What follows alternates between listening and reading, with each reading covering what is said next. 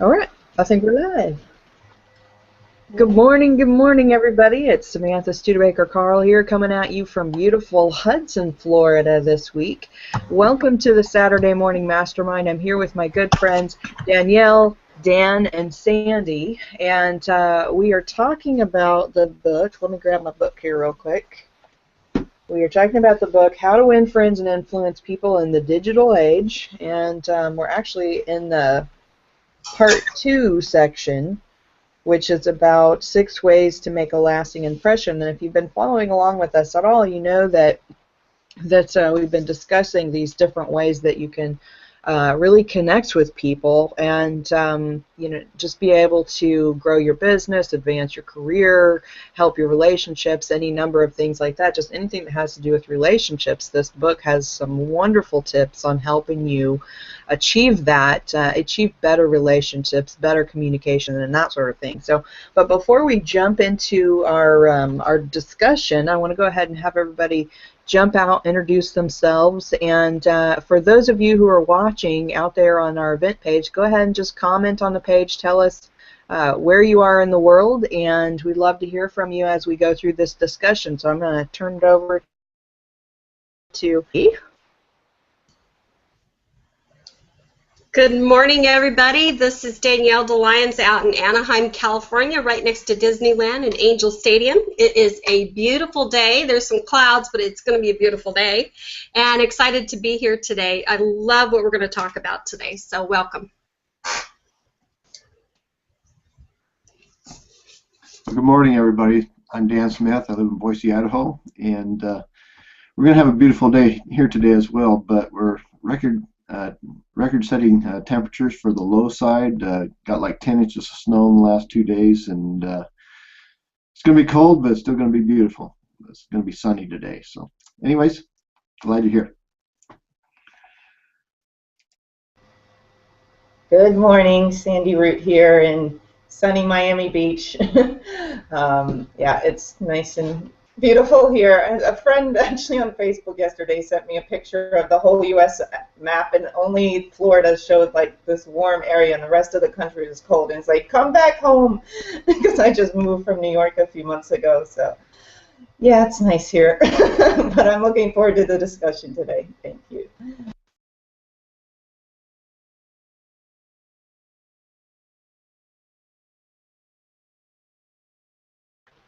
There we go. I was trying to find my unmute button there for a second. Okay, so let me just jump over to our event page here and welcome everybody who is commenting and said that they were going to attend. Oops. Ah. Sorry. Mouse problem. Okay. Let's see here. Welcome Marlene from Dewey, Arizona. Morning, Dan. I know that you're commenting on the page too. Awesome. Let's see who else is. I thought I saw a bunch more on here. Now, what happened to them? Where'd everybody go? Well, that was weird. Oh, wait. Here we go. Here we go. Okay. So far, not everybody has commented on here, but I did see some people pop up and just say that they were going to attend. Stefan and let's see who else is it. Betty. Welcome, Betty. Okay, so I guess that's all I'm seeing right now. But if you're out there, go ahead and comment on our page and say where you're hanging out from. Okay, so what we're going to do is actually jump into this chapter here real quick. And let me make sure I'm on the right page so I can see everybody. Okay, so this week we're going to talk about the importance of names and knowing people's names, learning people's names, and why that is so important. And of course, in the book here, it talks about. Let's see, where was my thing here? It said. Maybe it was at the end of the chapter. It's funny how we kind of jump around, but it was just saying, the sweetest and most important sound in any language is people's names, because of course we identify with our name, and when you can learn other people's names and use them when you're interacting with them, you actually make a deeper connection, which is kind of interesting that something so small, or it seems so small, can have such a huge impact. And so I just want to kind of go around our discussion and or around our room here and you know, ask everybody to kind of share some instances in your life where, you know, either somebody knowing your name made an impression on you, or a situation where you knowing someone's name had made an impression on them, or made some kind of a difference in your life or in your business, or any number of things. So if anybody wants to go ahead and jump out there and share an experience where that has made a difference in some way, shape, or form. I'll just share what I had put in the discussion a little earlier. And I was just talking about, for a couple of years, I belonged to a group that met weekly. We had about 700 people that attended. And over a course of time, it probably took me a year, a little over a year, I got to know just about every single person's name in that room, and I could tell you their name. And the way I went about doing that was I took time to get to know each person. Something I talked about before called FORM, Family, Occupation, Recreation, Motivation. And in asking people about themselves, just like in the stories here about Napoleon, how he took the extra time to attach something significant about somebody to their name, or write it down so he could remember.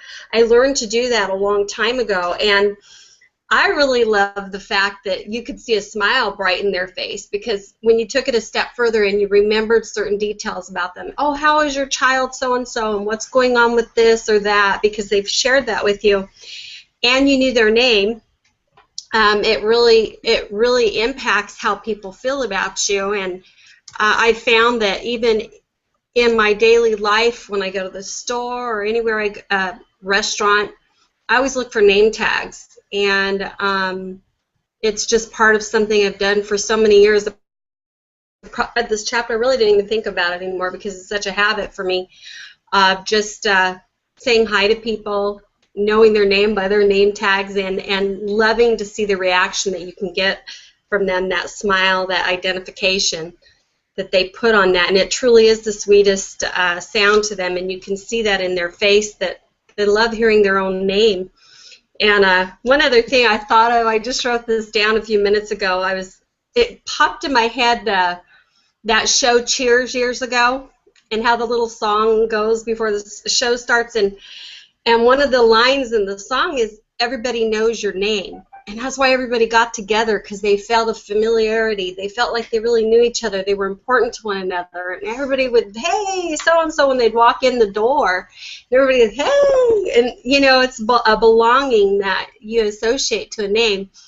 So that's how I'll start it off for this morning.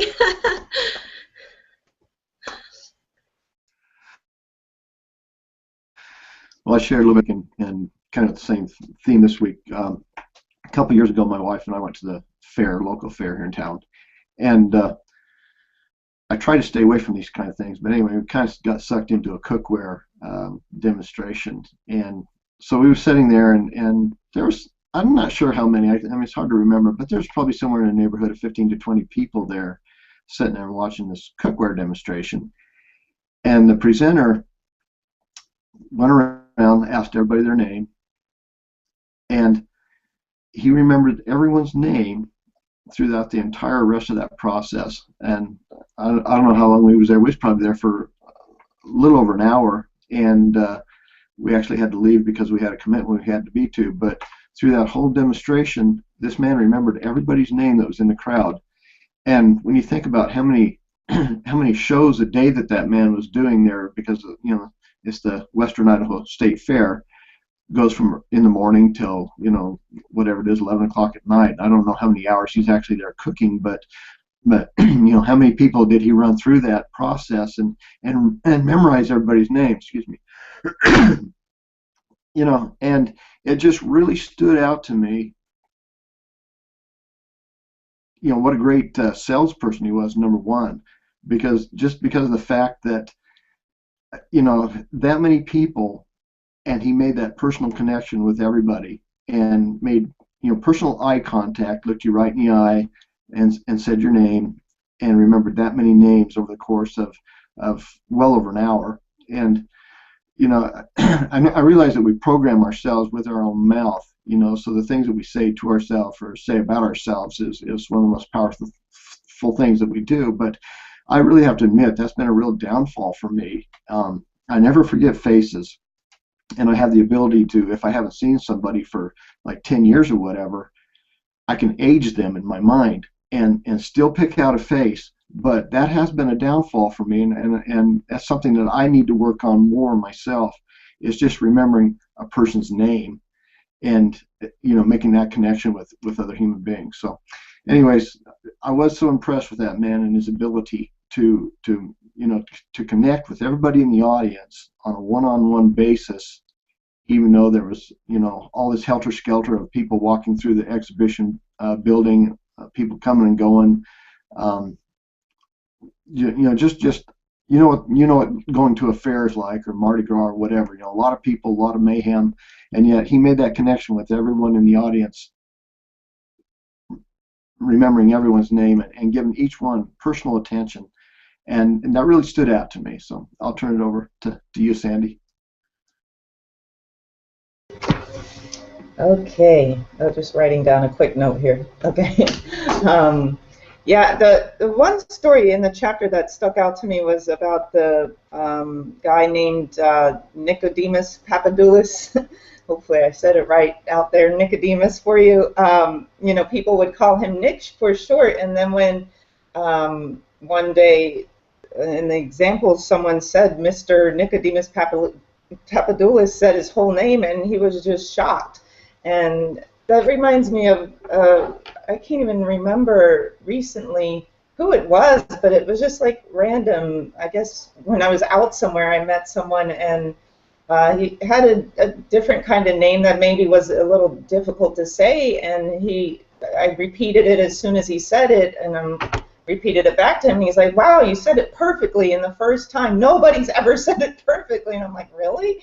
And he was just really happy about it, you know, and I can see that, you know, when somebody botches your name, it's sort of like, but then when they get it right, it feels really, really good. And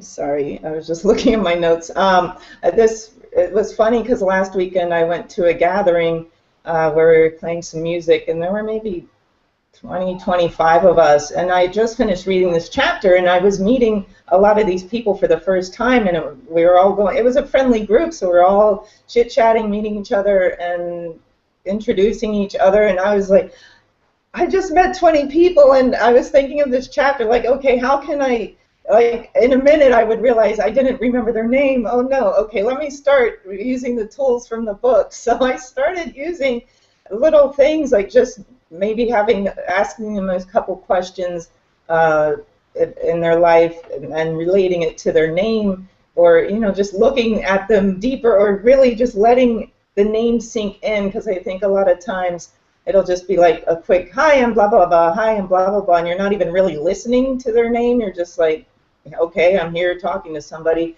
But I really made it a conscious awareness to really listen to their name and look at their face and connect it. And by the end of the night, I was seeing that every little exercise I was trying was helping, rather than in the beginning of the night where I was like 2 minutes later, like, darn, what was their name? So the exercises in the chapter really do help you start to learn how to remember names. So it's a great book, a great chapter, because, yeah, it is so important to feel names. And I think now in conversations that I have with people, I incorporate their name throughout the conversation, where in the past I may have just had a conversation and never even said their name once, but even before I leave or whatever, just saying bye with their name at the end. Bye, Samantha. Bye, Dan. You know, and then it just brings a greater connection. And I know when my name's said when I'm conversing with somebody and they're addressing me with my name, it makes a big difference as well. So, yeah, it's good stuff. That's it for now. I really liked the story in this chapter where he was talking about this one restaurant where a gentleman had gone there to have like a business meeting of some sort, and the waiter had known his name somehow, had remembered his name, or, you know, I don't know how he remembered it, but he hadn't been to that restaurant in like 6 months.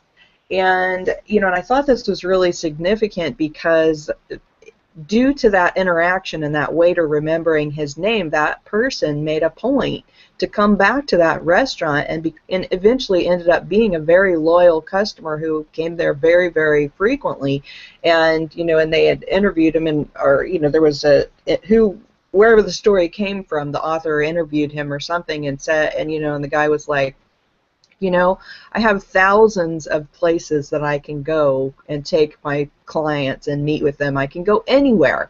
And I choose to go to this place because that one impression that they made on him, and then of course they continued the follow-up relationship building, but that one thing made all the difference in the world, of just remembering his name or knowing his name when he came there. And it kind of struck home with me because, you know, we all feel like, you know, our names are important, and everybody, we all know that on the surface level, but we don't realize what a huge impact that can make on our bottom line, you know, when we're talking about business, because shoot, just those little tiny gestures of something so very simple can go so far. And, you know, so I think that it's really important. It's like I had a person join my team recently, and this is something that's kind of significant when we're talking about the online digital world and how everybody has their name written a certain way on their, you know, their Facebook profiles or Google Plus or wherever they are. But she had, the way that her name was written, I wasn't sure what she went by, so I made a very specific effort to ask her, say, okay, do you go by this name or do you go by that name? Because I know a lot of people will put their maiden name on there along with their married name, or, you know, that sort of thing. And so identifying what people prefer to be called is such an important thing, particularly, you know, when people have this long, big, elaborate name. And, you know, so it's important to kind of look and see in, you know, how people address themselves or ask them specifically. And that can make a huge difference in your relationships with people. But let me go ahead and jump over here onto our event page. I know that Marlene's made a couple of comments, and I want to welcome a couple other folks that showed up this morning. Welcome, Sean. Sean from Antigua, Guatemala. And Fabiana from Brazil. Welcome, welcome, guys. Let's see what Marlene has to say. Marlene says, I had the pleasure of meeting Bob Proctor in Phoenix about 20 years ago. The fact that he remembered my name after a few years was impressive, and his passion to personalize his conversations was powerful. Wow, I mean, that's a big thing. Imagine how many people that Bob Proctor meets every single day, and to remember your name. That's such a powerful thing. And, you know, like you were talking about, Sandy, where you met all those people, and trying to remember their names. I know there's been so many times where I've met people and forgot their name like the instant that they said it. And then afterwards I'm like, gosh, you know, I got to do something about that, you know. So I try and be much more mindful in my interactions when I'm meeting new people. And, you know, it's like this week with my mom and her surgery and you know, meeting her doctor and that kind of thing, is trying to, you know, make sure I'm remembering his name and remembering the people that are in the office. And you know, just it changes the dynamic of what's going on. You know, I mean, my mom was going through a lot of pain in that interaction, and she was really frustrated with the doctor and frustrated with their, you know, everything that was going on with that. And it was interesting because there was so much tension in this relationship or this interaction, and as we were kind of leaving, you know, I made sure to, you know, say the assistant's name and kind of, you know, look him right in the eye and say thank you for, you know, being so helpful. It just kind of relieved that little bit of tension that was going on, because I know that, you know, in those situations everybody gets tense because there's only so much you can do in a situation. But I lost my train of thought. What was I going to say? Let me just jump over to the event page because there's more comments on here. Let's see here. Okay, so Marlene says again, when I was reading, what struck me was that names are sacred and magical. In my studies of numerology, it's all about vibration and tone. What a gift we all are. So very true, Marlene. You know, I think that's a big key right there, is that, you know, is to remember the fact that with names, it's literally like that inner, it's your inner being connecting with your outer persona, as that's your name. And so, you know, people identify so deeply with what they are called, and you know, when you can connect with that, it's almost like you instantly have that inner connection with them. And then Linda says, hello, hi Linda, welcome from cold Wisconsin. Wait, or is that the name of your town, or is it just cold? That's got to be just cold, right? I bet it is cold up there. Okay, so somebody else jump out while I'm gathering my thoughts. I just remembered, it's probably, I guess I shared recently, I stayed with my mom for a couple weeks, and it had been years where we hadn't spent that amount of time together, and our relationship was a little bit rocky when I first got there, and then by the end it got all harmonious and good, and we got through our crap. But I noticed that she wants me to address her as mom, and I didn't for years. Like, it was just like I would have a conversation with her, and I'd just, you know, be picking up the phone and be like, hey, hi, and just get into the conversation, just because it's like, I know you, you know who I am, you know my voice. So but then when I say hi mom, when I talk to her on the phone or see her, it's like I don't it's like she's glowing. So it just hit me that I didn't realize until just a second ago from something you said, you know, that just saying mom changed a lot of things, and it just makes our conversation smoother when I say hi mom rather than just hey and get into the conversation. But and then I'll just share it again. I've shared this before. The CEO of our company was a good example too, of the company I'm in. And I was in an event, and a couple of us were checking in at the hotel, and he was in front of us, and you know, I was a little hesitant to go say hi because he was like with two other people. I'm like, oh, he's busy. But then the friend I was with just walked up, and she's like, hi, and so I walked over with her, and he chatted with us for about 5 minutes, and you know, got our names and everything, and was really nice and had a good conversation with us, even though he was in the middle of checking in, and I'm sure he had 1,000 other things to do. And then the next morning, he saw us walking out of the hotel in the morning, and he addressed each of us by our name, and we were both shocked because we're like, he's got to have met a lot of people just in the past 24 hours, and he's setting up an event and running an event, and we were just amazed. So it really does make a difference when you are addressed by your name, for sure. That's it for now. I think too, Sandy, you know, something that I relate to you in is, especially when it's somebody that you consider very important, and their name's very important to you, when they remember it back, what a difference that means, because it just adds value. You know, we each, it was talking about the biggest gift that we're given after our birth is our name, and we attach so much to that. And so, you know, just like a CEO of a company, he or she has spent a lot of years developing their name and their character through their name, and we've attached importance to that. And so we put the same message equally out there, so why wouldn't we want to be recognized with the same respect and you know, it's a kind of dignity sort of thing. And I can relate that to, I had the privilege of meeting Jim Rohn numerous times, and he never remembered my name, but what stuck out for me was his assistant always remembered my name. And I can't remember his name right now, but I see his face in my, you know, if I saw him, I'd probably tell you his name right off the bat.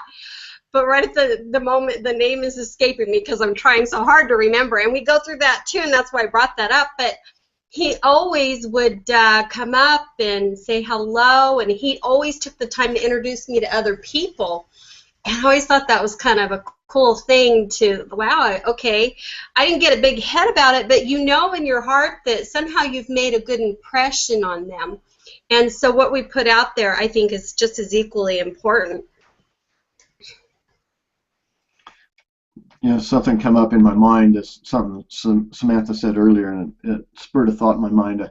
I remember a restaurant that I used to go to with my family, and it was the lady that started the restaurant. She had, I can't remember, it's 5 or 6 kids. It was a whole slug of kids. Anyway, her husband died, and she had never worked outside of the home. She was a housewife, and she had to figure out some way to make a living. And what she knew how to do, she knew how to cook. And so she started a restaurant. It was in an old rundown house down in a section of the town here, Boise, that I live in. And the ability that she had, though, was that she loved everybody that walked through that door. And this restaurant, it was freezing cold in the wintertime. You'd go in there and you'd eat with your coat on, but you was happy to do it, because when you walked in the door, my kids were little then, and when you walked in the door, the waitresses would come grab your kids out of your hands, your arms, take them back into the kitchen. The lady, that her name was Elaine, she owned this restaurant, and Elaine would make them animal pancakes. She went out of her way to make everything special for every single person to walk through that door. There was always a waiting time when you very seldom could walk into that restaurant and go straight to a table. There's generally anywhere from a minimum of a 10-minute wait to 20 minutes, but people were lined up at the door waiting to get in, waiting to get a table, because of the way that she had the ability to make everybody feel so special that walked in the door. She remembered your kids' names, she remembered your names. When she had a few minutes, she would walk away from the grill, come walk through the restaurant, put her hand on your shoulder, talk to you, play with your kids, poke fun at them.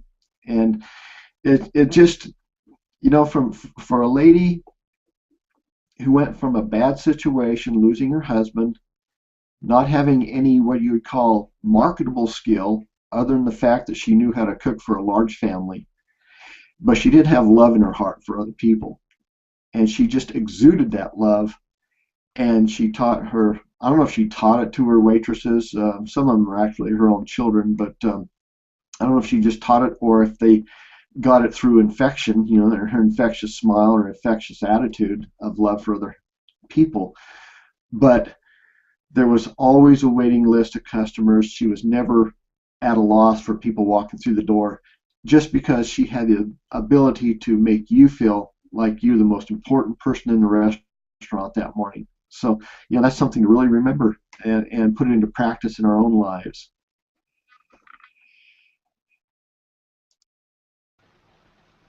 That's so important, Dan, is that people feel special. And that's the kind of the key right there, is that, just like the waiter remembered that guy's name and at the restaurant he became a loyal customer.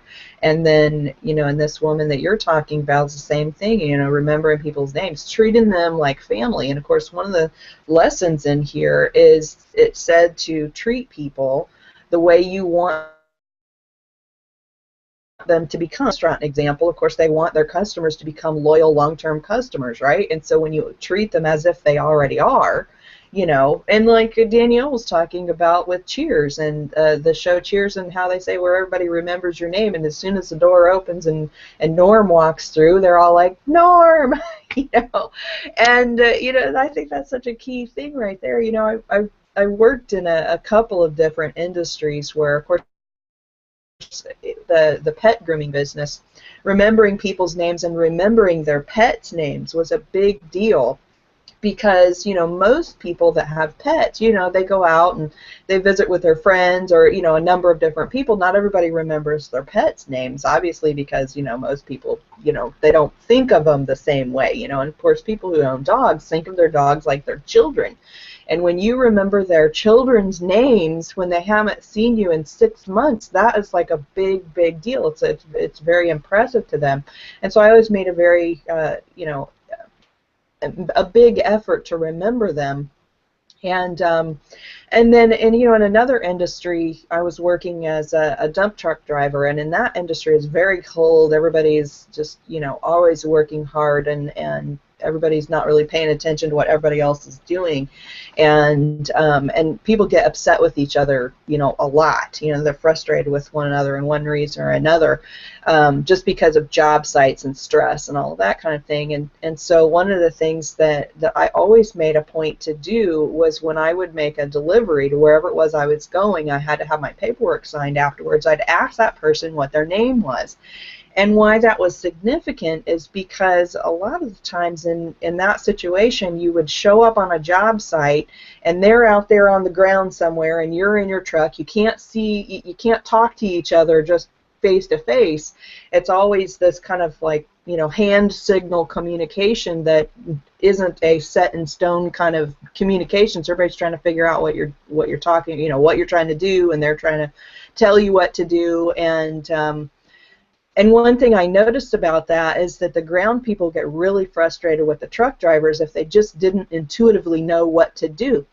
And by me taking that extra time to find out that person's name and smile, like we were talking about in the last chapter, smile at them and just treat them like another person who you already know, it's all of a sudden you got a courtesy that other drivers didn't get. And and I know there's probably a portion of it was because I was a woman, but there's some grumpy women truck drivers out there too. But it's like I had this one guy that was up on the wind farm project, and he was a Hispanic guy, and he told me his name. I had to have him repeat it like 5 times for me to really grasp what his name was. I even took the moment to write it down because I was like, I'm not getting and my ears aren't hearing it because it's not a name. It wasn't like it was Jose, it was one of those names that was just a new one I'd never heard before.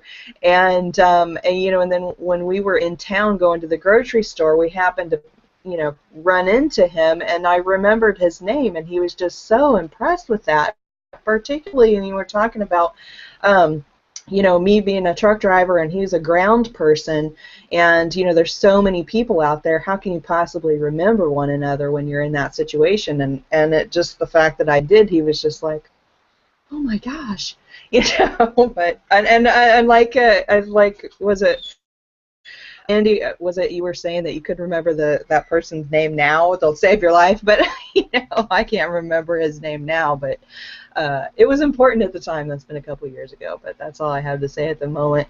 Let's see if anybody's made a comment over here. Oh, Linda says it's 21 degrees and frosty this morning in Wisconsin. Yeah, that would be cold. No fun. 10 degrees in Boise, Idaho. Awesome, Dan. Oh, that's even colder. Yeeks. How far north are you? You don't know?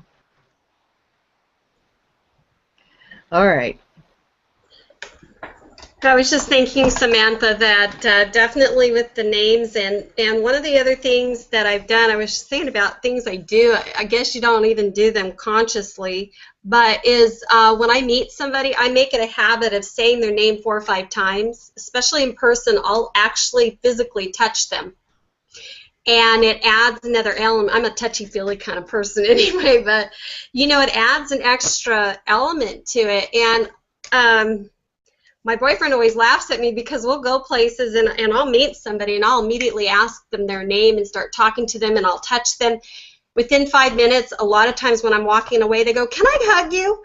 And it's like it just puts that extra, I don't know, I'm a huggable person or something, but it puts that extra thing in there, and people remember, and you remember them more from that. And I don't know, I have such a big smile on my face because I understand how important, especially, like how the book was talking about, in the digital age, we're becoming more and more desensitized to personal interaction. If we go back through the ages, everything was in a name. You can go back to ancient times, and even like the biblical names, or in the Roman Empire, they were talking in here about how a criminal would actually lose their names and he would disappear. It would be gone for life. And so, the importance of the name and how we attach it. And Another thing too, I don't know if you guys have experienced this, but I was thinking about this morning, is sometimes we'll meet somebody and they have the most unusual name and it doesn't quite fit them. Have you ever experienced that one too, where you're just kind of like trying to figure it out? How did that mom look at this little tiny baby and call him this name? You know, I don't know, I've had that experience too. So names are very, very important. Kind of along that same line, something I wrote about in a pre-discussion this morning is, how we are more connected than ever in a sense, but we're more disconnected than ever in a sense as well, because, how many times do you see like 4 or 5 or 6 teenagers sitting at a table and they all got their cell phone out and nobody's talking to each other, but they're texting other people. So they're there together, they're hanging out, but they're not together. It's like my own son, you have him come over for like Thanksgiving dinner or whatever, but he's not. I mean, he's there. His body's there, but his mind's not there because he's getting texts on his telephone, and it's like, turn that thing off. My gosh, you can go an hour without a text message. It really is possible. So. Anyways, yeah, we are more connected than ever, but we're more disjointed than ever in a sense as well. Just because of the technology and I mean, it's great. What we're doing right here, right now, has never been possible in the history of mankind. We're all in different parts of the country and even in different parts of the world. And so we are connected in that sense, but really we can't reach right out and touch each other, and so. Anyways, I don't know where I'm going with this. I lost my train of thought, but it just really struck me that today, how many times you see 4 kids, teenagers going down the road in a car, but nobody's talking to each other. They're all texting on their phone. They're all so zeroed in on this little tiny screen that we're kind of losing an ability to be there in the moment with each other. Mm-hmm. You know what, Dan, you just reminded me of, I'm sure you've all seen the picture where they encourage you to stack the cell phones on the table at dinner time. Have you guys seen that picture? Sandy's nodding, yeah. Samantha's nodding, yeah. And I really think that's key, because I agree with you. It's the same thing with my 15-year-old. I'm like trying to get his attention, and he's off in another world texting with a million people, and it's like, okay, dude, there's a new rule here. For at least half an hour every day, the phone, my phone, your phone, they go away. They don't exist in our lives for at least a half an hour a day, so that we converse and keep that, because I think people are becoming, just like they talked in here, they're becoming numb. They don't know how to think anymore. We process information. We don't know how to have conversations like we're doing right now, even though it's verbally this way. We're actually communicating and looking at each other, and there's eye and hand and body contact, and we're losing that so big. This is really, really important. Yeah, I agree, Daniel. I think that is kind of a big key right there, is the fact that we can't we can't have that close, in proximity conversations with people as easily, and so you don't have as much connection that way. You can't feel another person's vibration as easily or connect with their emotional well-being as easily, particularly when we're conversing through text messages and emails and that sort of thing. And so taking that extra time to really get to know someone's name. Of course, in this chapter it talks about, when you first meet somebody, is to maybe check them out, see what they call themselves. A lot of times, when we were talking about, young people and how they will kind of change their name to say that their name is something other than what it actually is, like they're trying to separate themselves from who their family thinks they are, or who their parents or whoever it is, and then they're trying to get that self-identification, and so they choose a name for themselves and they call themselves something different. Or when people come online, they want people to know who they are in a different way, or they want to share something about themselves that maybe somebody else doesn't know, and so they'll edit their names accordingly. And I think that it's super important to take that into consideration, because whatever it is that they're trying to portray out there to the world, there's obviously a meaning behind it and why they're doing it the way that they're doing. And I'll kind of give you an example with my name. Is that, a lot of you have seen that my name is Studebaker Carl is my last name, and of course, a lot of times when people get married, the traditional way has been that the woman takes the man's name, right? Well, I have always been very identified with the Studebaker last name. That's my maiden name. And there's a lot of history with that name, and I didn't want to lose that. And so I added my husband's last name to my name. And then the other thing is that I've always been the person who has the longest name. You know, it's like my middle name is Elizabeth, so I have Samantha Elizabeth Studebaker has been my name for, you know, ever since I was little. And just little things, they're important to me for whatever reason. They just are. And so it's like when they list all our names out on my on the list of everybody who graduated in my class for high school, I had the longest name, and for whatever reason I identify with that long name thing, you know. And you know, and it's funny because we all do this. We all have something about our names that is important to us, and other people may not even realize what that is. But when we take the time to learn something about someone, is that makes that other person feel like you care more about them. And that is a big key right there, because when we're trying to develop relations with people, particularly online in this no-touch, you know, distant relationship situation, is that just those little tiny things can make just a huge, huge world of difference, you know, when we're trying to develop relationships so that we can grow our business, or, you know, network with people, or whatever. Let me just jump over here and see what other folks have to say. Okay, so Marlene says, and in the answer to my question, I posed the question on the page, what methods do you use to remember someone's name? And Marlene says, I haven't got a system, but focusing on the person helps to remember their names. Also, repeating their names as often as possible. And yeah, that's so important, is to repeat their name. And, you know, it's an example. I just went to a new veterinary clinic recently with my dog Oscar, and when we went in to have the appointment, I was so focused on my dog, and he was like losing his mind. He had all this anxiety. I was like, who are you? And anyway, so I was so focused on my dog that I didn't pay attention when the vet came in and introduced himself. You know, I looked him in the eye and I shook his hand, and for the life of me, I cannot remember his name because I was so focused on my silly dog. And afterwards, I was like, dang it, you know, why did I? Yeah, but we get in our own heads. We're so wrapped up in our own worlds that everybody else kind of fades out in the distance. And I think that's another thing of why it's so important to connect with someone's name, because you connect to that inner self, and so that kind of draws you into that their awareness, if you will, in a way that other people are not going to be drawn in. So Linda says, let's see, let me jump back over here. Linda says, I was traveling with a girlfriend. She has a dog, so we would remember the dog's name before we would remember their names. I do try to repeat theirs to try and remember their name, and that's a funny point. And it's, you know, when I had my pet business, it was kind of the same way. I had to really make an effort to remember the person's name. It was easier to remember the dog's name for whatever reason. I was a dog person, and that's what we worked with, but I had to make that extra effort to remember the people's names, so I know exactly where you're coming from there, Linda.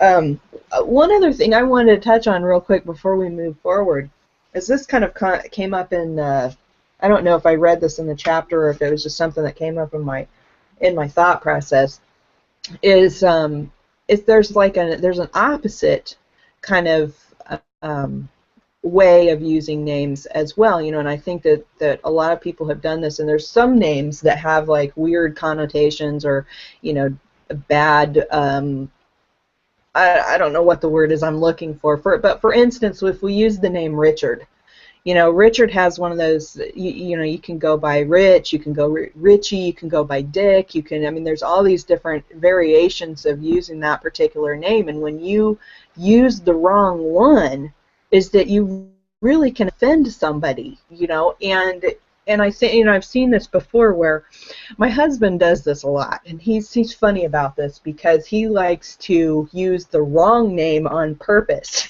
Like he's trying to insult somebody, and it is, I think, that when you use the wrong name and you're purposefully doing it and they know that's what you're doing, is it actually can be an insult to them.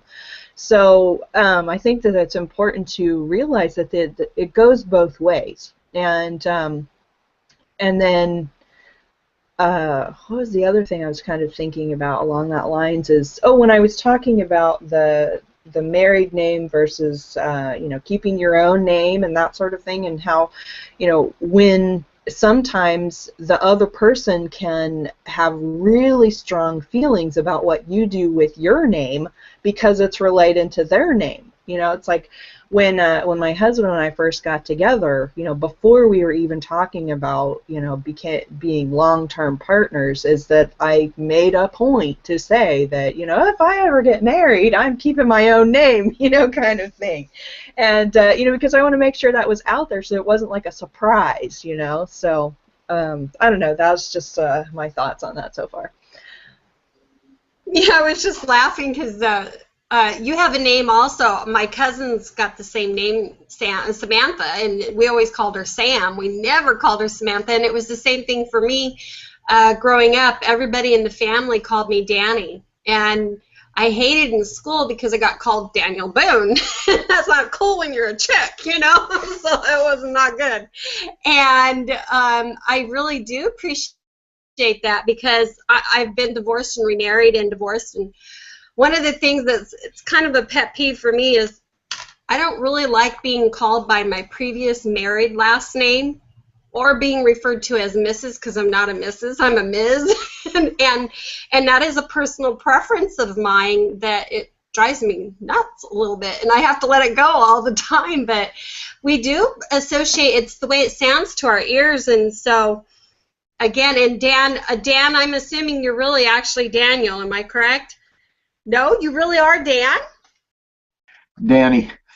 Danny, okay, see? Danny. But see, all my cousins, aunts and uncles, everybody that's known me since I was a puppy, call me Danny, and I mean, it's my name, I accept it, it's no big deal to me, but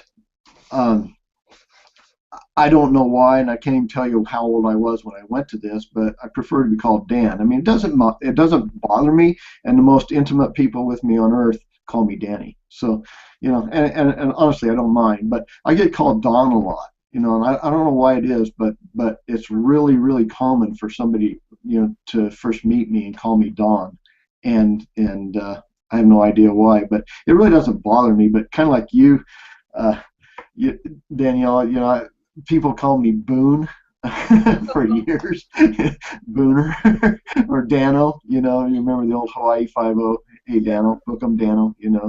But I have a cousin.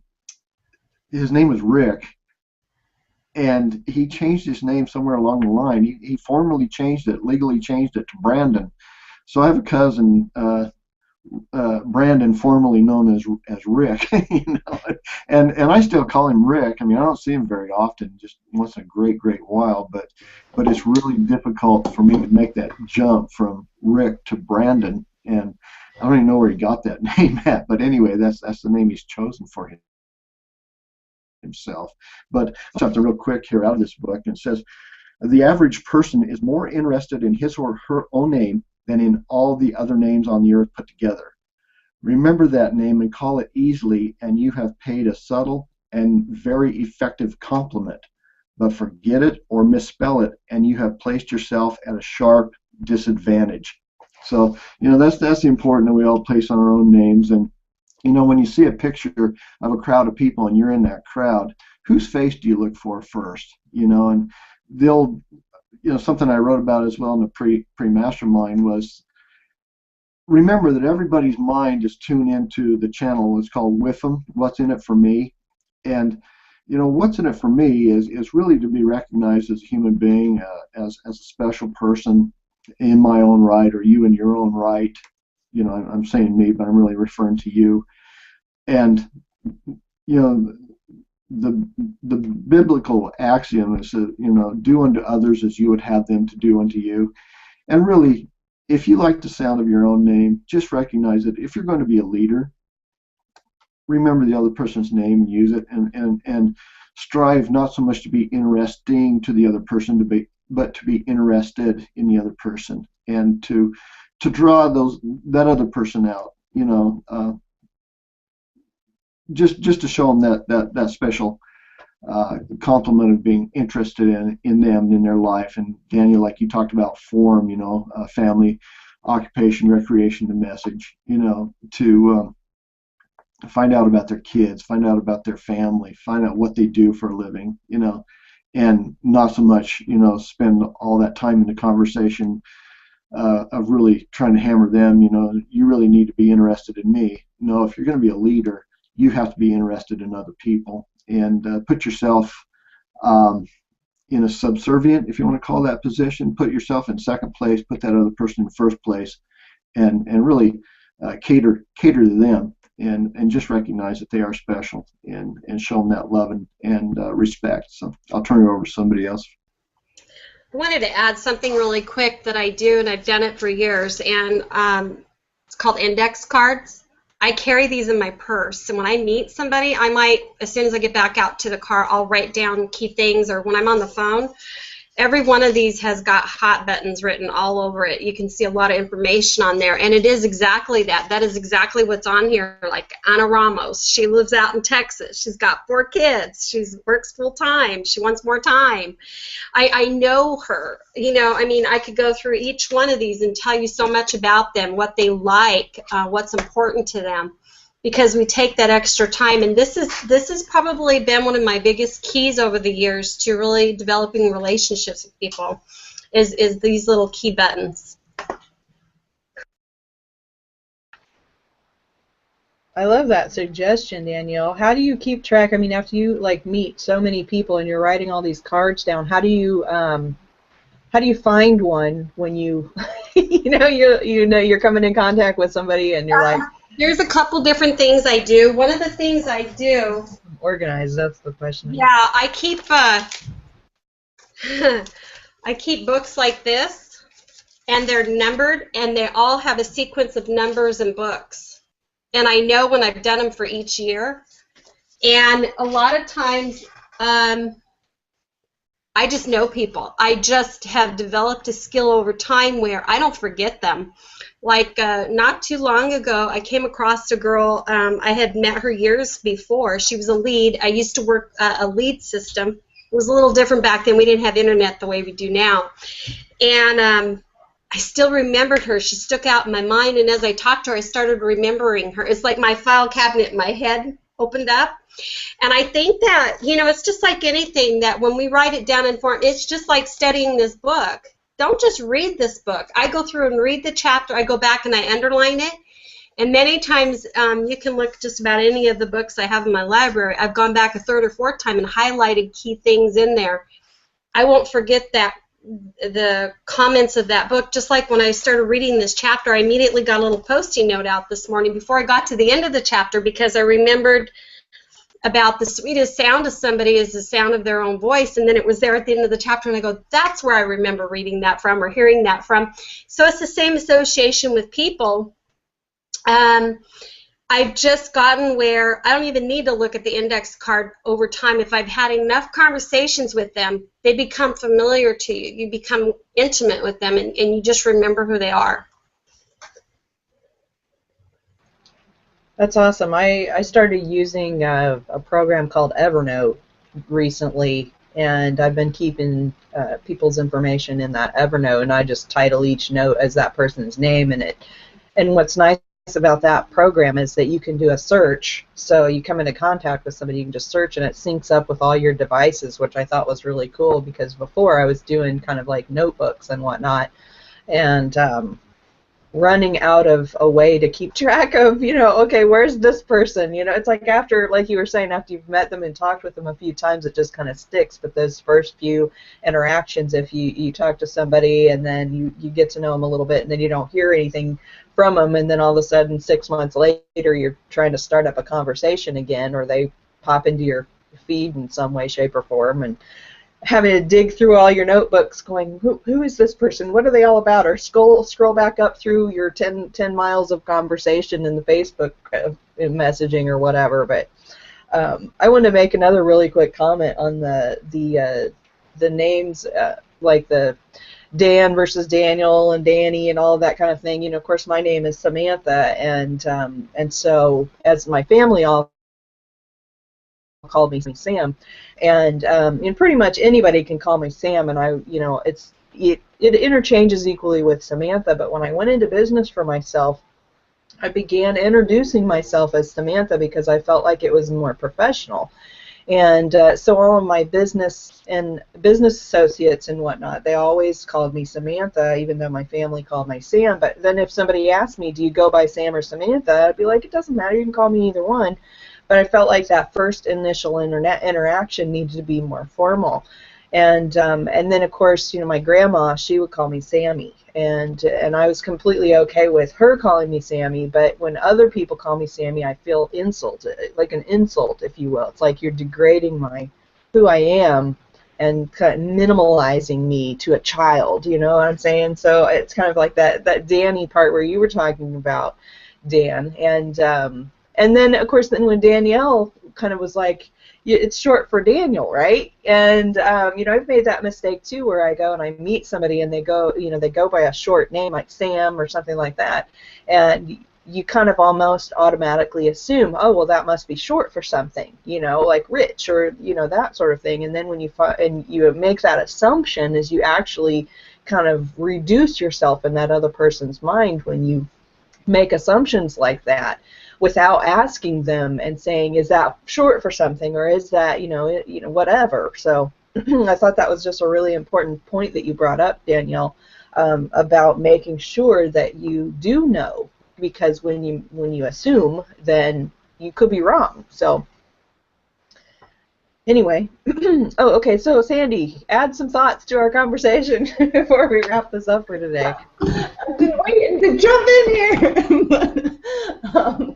On what you were just saying, I mean, there's a lot of points on what all you said that I wanted to add on, but I'll see what comes back to mind. What you were just saying, actually, my legal name is Sandra, and when I was a kid, I wanted to be called Sandra. My family called me Sandy, but at school and stuff, I wanted to be called Sandra. And my dad introduced me to the teacher one day as Sandy, and I was like crying. I'm like, my name is Sandra. And then as I grew up, I wanted to be called Sandy more, and now I don't like to be called Sandra, but sometimes people do. I guess they just assume that Sandy stands for Sandra, and they'll call me, and I sort of cringe inside, like, that's not my name, So it's important to know what people want to be called when there are different versions of names, because sometimes they don't like the one version could have a strong aversion to. And yeah, I identify with my full name, Sandy Root, very strongly. I was briefly married a few years ago, and I didn't change my name because I was like, I'm Sandy Root, and I will always be Sandy Root. So yeah, it just goes to show how important our names are. And there was one other point I wanted to make. Oh, in the chapter, towards the end, there was a story about someone who said, if he didn't hear a name correctly, he'd ask if they could say it again. I didn't get the name clearly, or if it was an unusual name, he would ask them how it's spelled. And I like that because I've been doing that a lot. I used to be afraid to ask somebody to repeat their name or spell it because I felt like I was maybe hurting their feelings, like, oh, I didn't hear you right because your name, whatever, it's a different kind of name that I haven't heard before. But now I'm comfortable to do that, and they take the time. When you ask them, they're happy that it's not really bothering them because they want to share their name. So a lot of times I'll have people spell their name because to me, letters and the visual of the letters in my mind helps me remember more than the name. So even if I know how it's spelled, I'll sometimes ask them to spell it just because it gives me more time to register it while they're there.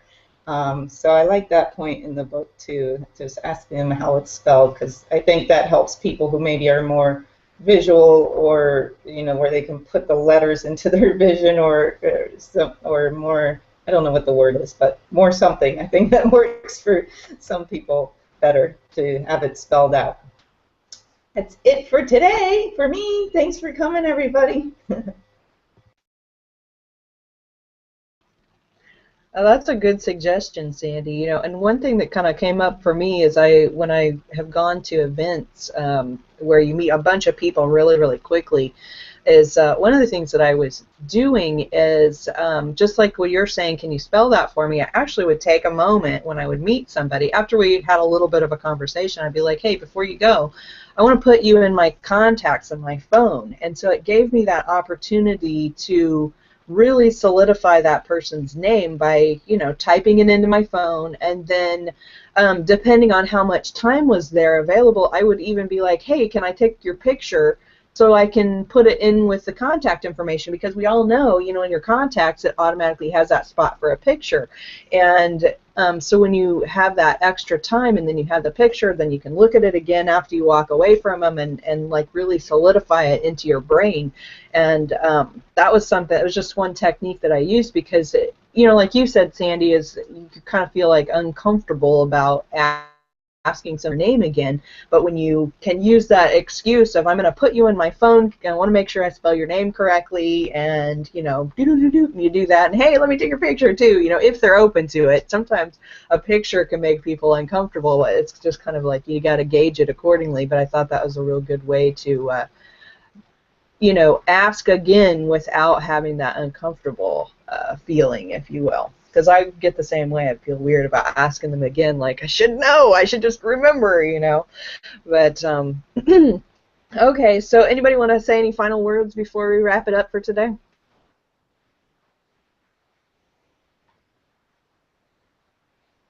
Nope.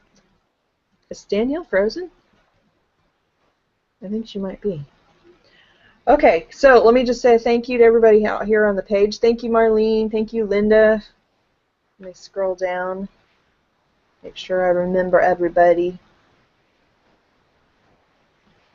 Let's see. I know we had some people on here. Fabiana, Sean. Thanks, guys. We really appreciate you hanging out with us. And of course, just as a kind of final reminder, go ahead and jump over to our community, our Google Plus community, which is mindsetmasterycollective.com. Share your thoughts on our pre-mastermind discussion, and share any experiences you have on any of the books that we're covering or the ones that we've covered previously. We're always open to masterminding on different topics, and that community makes it a real easy way to do it. And that, again, is mindsetmasterycollective.com. And then otherwise, we will see you again next week at 10 a.m. Eastern at the Saturday Morning Mastermind.com. You'll be able to find us right here. And with that, I'm going to go ahead and wrap it up. Have a great day. Bye for now. Bye-bye. Bye.